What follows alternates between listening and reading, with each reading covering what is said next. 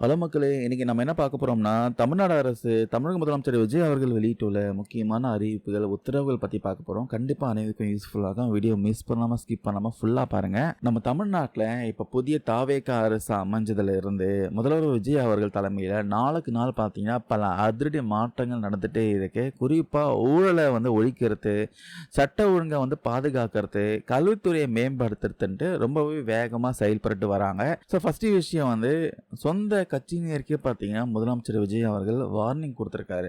எங்க ஆட்சி வந்துருச்சு, நாங்க தான் எல்லான்ட்டு தாவேகா கட்சிக்காரங்க யாரும் அரசு அலுவலகத்துக்குள்ள கவர்மெண்ட் ஆஃபீஸ்க்கு போய் ஆய்வு பண்றன்ற பெயர்ல அத்துமீறக்கூடாதுன்ட்டு முதலமைச்சர் விஜய் அவர்கள் ரொம்ப ஸ்ட்ரிக்டா வார்னிங் கொடுத்துருக்காரு.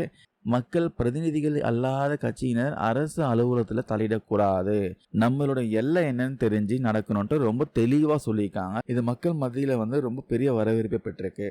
ரெண்டாவது, ஊழலுக்கு செக் வச்சிருக்காங்க. இனி பார்ட்டி ஃபண்டே கிடையாதாங்க. பில்டிங் அப்ரூவலுக்காகட்டும், சோலார் மின் உற்பத்தி திட்டங்களுக்காகட்டும் அனுமதி வாங்குறதுல இருந்து பெரிய ஊழலுக்கு இப்போ முற்றுப்புள்ளி வச்சிருக்காரு. கடந்த காலங்களில் 1 மெகாவாட்டுக்கு 25 லட்சம் வரைக்கும் முறைகேடா பணம் வசூல் செஞ்சதா புகார் இருந்திருக்கு.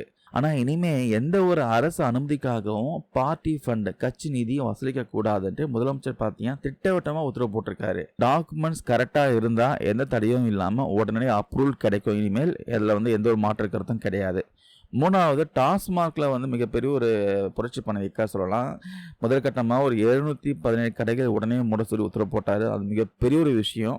இப்போ என்ன உத்தரவு போட்டிருக்காருன்னா, தமிழ்நாட்டில் நைட்டு 10 மணிக்கு மேலே எந்த டாஸ்மார்க்கும் பார்களும் திறந்திருக்க கூடாது. அப்படி மீறி 5 மணிக்கு திறந்திருந்தாலும் கூட அந்த ஏரியாவில் காவல் நிலைய எஸ்ஐ இன்ஸ்பெக்டர் மீது துறை ரீதியாக நடவடிக்கை எடுக்கப்படும், சஸ்பெண்ட் செய்யப்படுவாங்க அப்படின்னு டிஜிபி தரப்புல இருந்து கடுமையாக எச்சரிக்கை வந்திருக்கு.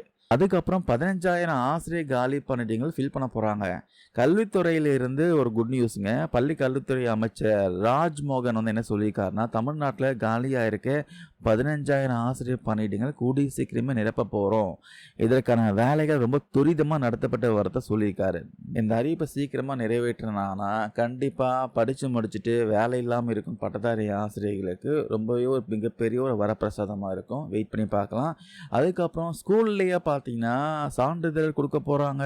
ப்ளஸ் 2 முடித்த மாணவர்களுக்கு காலேஜ் போகிறதுக்கு தேவையான ஒரு சில சர்டிஃபிகேட்லாம் ஸ்கூல்லேயே கொடுக்க போகிறாங்க. வருமான சான்றிதழ், இருப்பிடச் சான்றிதழ்லாம் ஸ்கூல்லே கிடைக்கும் சொல்லியிருக்காங்க. இனி தாலுகா ஆஃபீஸ்க்கோ இ-சேவை மையத்துக்கும் போய் அலைய வேணாம், அந்தந்த பள்ளியிலே சிறப்பு முகாம்கள் நடத்தி சான்றிதழ் வழங்கப்படும்ட்டு வருவாய்த்துறை அமைச்சர் செங்கோட்டையன் அறிவிச்சிருக்காரு. அதுக்கப்புறம் கடைசியாக எல்லா பேரண்ட்ஸ்க்கும் மாணவரும் எதிர்பார்த்துட்டு இருந்த சூப்பரான நியூஸ். கோடை வெயில் பார்த்தீங்கன்னா உச்சத்தில் இருக்கு. இந்த கோடை வெயில் பார்த்தீங்கன்னா பல மாவட்டங்களில் 40 டிகிரி தாண்டி போயிட்டு இருக்கு. அனல் காற்று அதிகமாக வீசறதுனால ஜூன் 1ஆம் தேதி ஸ்கூல்ஸ் ரீஓப்பன் பண்ணுறத கொஞ்ச நாளைக்கு தள்ளி போட சொல்லி பேரண்ட்ஸ் தரப்புல இருந்து கோரிக்கை வச்சிருக்காங்க.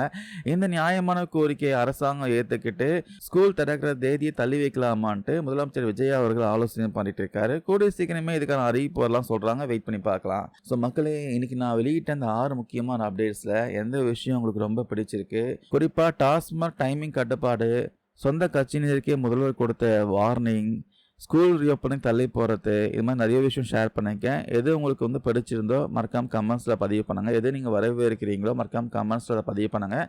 தேங்க்யூ நண்பா நண்பீஸ்.